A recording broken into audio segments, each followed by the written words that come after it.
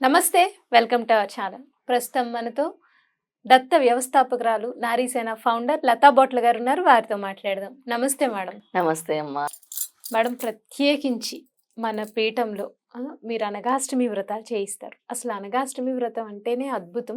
చాలామంది రివ్యూస్ ఇస్తూ ఉంటారు మనకి. మేము పెళ్ళికి ముందొచ్చి చేయించుకున్నాము, అనుకున్నాము వివాహం జరగాలని. 5 సార్లు చేసేటప్పటికి పెళ్ళిళ్ళు అయ్యాయని, పిల్లలు లేని వాళ్ళకి పిల్లలు పుట్టారని. అసలు ఎంత అద్భుతంగా చెప్తారంటే వింటుంటే మాకు కూడా గూస్ బంప్స్ వచ్చేస్తాయి. అబ్బా! ఇంత నిజంగా దత్తుడు ఇన్ని చేస్తారా? దత్తాత్రేయ స్వామి ఆరాధనలో ఇంత మహిమ ఉందా? ఇంత మహత్యం ఉందా అని. సో, అటువంటి అనగాష్టమి వ్రతం ఇప్పుడు జనవరి నెలలో వస్తుంది కదా మేడం, 22వ తారీఖు.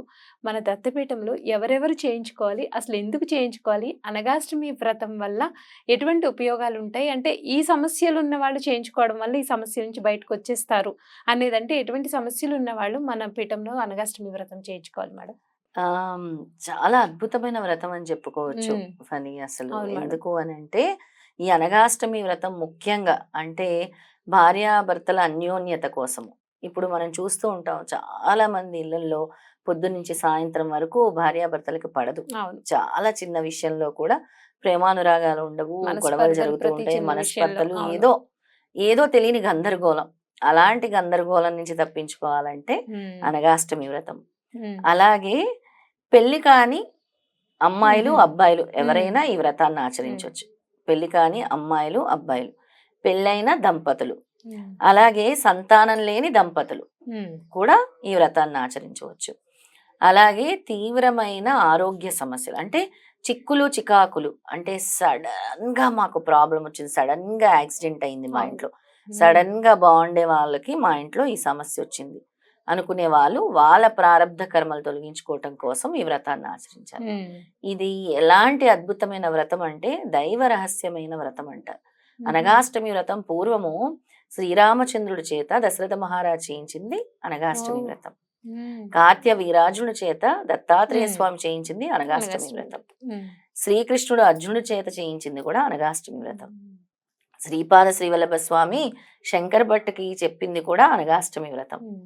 శంకర భట్ అడుగుతాడు, స్వామి శ్రీపాద శ్రీవల్లభ మీరు నన్ను అనగాష్టమి వ్రతం చేయమంటున్నారే, హ్మ్. నాకు ఈ వ్రతం ఎలా ఆచరించాలో తెలియదు, ఏ విధంగా చేయాలి అని హ్మ్. అంటే, అప్పుడు అక్కడ పాండురంగ స్వామి ఆలయం ఉంటే కురవపురంలో, అక్కడ నుంచి లోపల పూజారిని పేరు పెట్టి పిలిచి ఆయన చెప్తారని చెప్పి వ్రత విధానం చెప్పారు. ఓహ్! ఈ హ్మ్. అనగాష్టమి వ్రతము ప్రతి నెల వచ్చే అష్టమికి, కృష్ణపక్షాష్టమి అవచ్చు, శుక్లపక్షాష్టమి హ్మ్. అవచ్చు, ప్రతి నెల వచ్చే అష్టమి నాడు, అలాగే మార్గశిరాష్టమి అంటే పోయిన నెల దత్తాత్రేయ జయంతి అవునండి. తర్వాత వచ్చే అష్టమి చాలా పవర్ఫుల్. హుహు. అప్పుడైనా చేసుకోవచ్చు, ప్రతి అష్టమికైనా చేసుకోవచ్చు.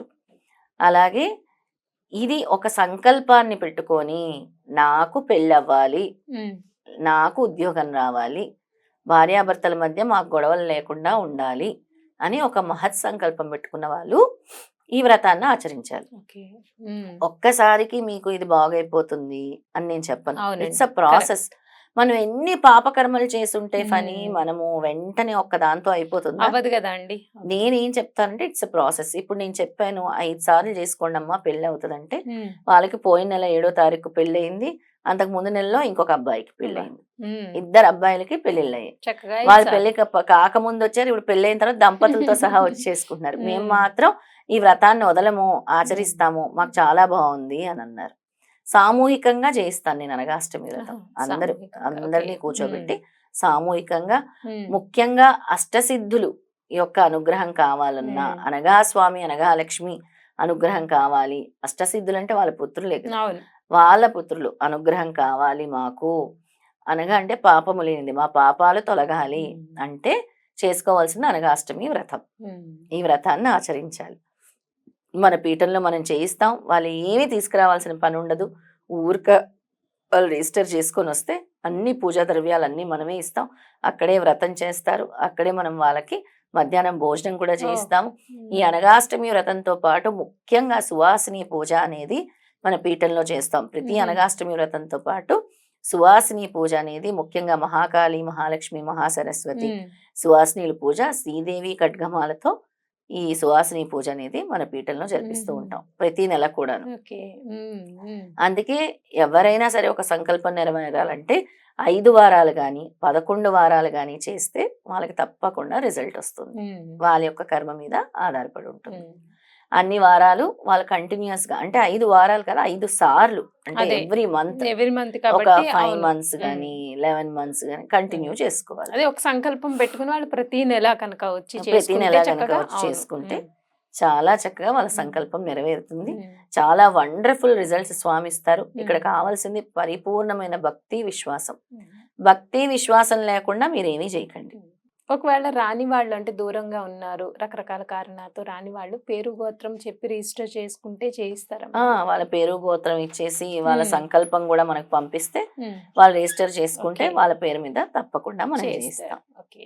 లత గారు అయితే మీరు చెప్పారు కదా ఈ వ్రతాన్ని పూర్వకాలంలో చాలా మంది ఆచరించారు. కార్తవీర్య అర్జునుడు ఆచరించాడు, కృష్ణుడు అర్జునుడికి చెప్పాడని. ఇంకెవరెవరికి ఈ వ్రతం ఆచరించమని చెప్పారండి? ఇది పూర్వం నుంచి కూడా అందరూ ఆచరిస్తున్నారు. చాలా చక్కటి రిజల్ట్స్ కూడా వస్తున్నాయి. ఉమ్. ఇందులోనే మనకి ఒక కథ కూడా ఉంటుంది ఫని. బ్రహ్మదేవుడు సైతము వేదాల్ని మర్చిపోతారు ఒకానొక సమయంలో. ఆహా. వేదాల్ని మర్చిపోయినప్పుడు ఆయన రేణుకా అమ్మవారి దగ్గరికి వెళ్తారు. ఉమ్. ఇంకెవరు సరైన బ్రహ్మదేవుడికి స్వామి ఎవరి దగ్గరికి వెళ్తారు? ఆయన రేణుకా అమ్మవారి దగ్గరికి వెళ్ళి నాది ఇది పరిస్థితి, ఇప్పుడు నన్ను ఈ సంకటంలో నుంచి బయటకు మీరే తీసుకురావాలమ్మా అని కోరుకుంటారు. ఉమ్. అప్పుడు రేణుకా అమ్మవారు చెప్తారు దత్తాత్రేయ స్వామిని వెళ్ళి కలవాలి అని అంటే, దత్తాత్రేయ విష్ణుమూర్తిని వెళ్ళి కలవాలి అని అంటే వెళ్తే అక్కడ విష్ణుమూర్తి ఉన్నాడు. ఉమ్. ఆయన ఇప్పుడు సహయాద్రి పర్వతాల్లో అనఘాస్వామి అనఘాలక్ష్మి సమేతుడై ఉన్నాడు. అబ్బా.